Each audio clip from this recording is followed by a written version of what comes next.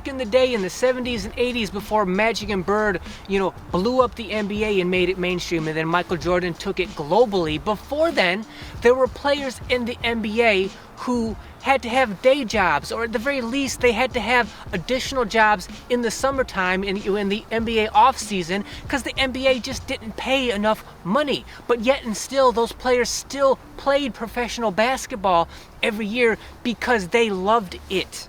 Even if it cost them money to play, because maybe they had to pay for their transportation to go city to city and stay in hotels and all of the money that goes into that. Maybe they actually lost money playing in the NBA because the NBA didn't pay enough money. Of course, those players played super hard. They competed super hard. They never had load management. They never tried to avoid, they didn't take games off to avoid injuries because they were afraid of being injured. They played every minute that they could because they loved it. So that's the problem with the NBA All-Star Weekend, is players don't have a pride in being an NBA player or All-Star, and they're way overpaid, so why should they even try? So now let's talk about what we can actually do to actually at least try to have an impact and help solve this problem.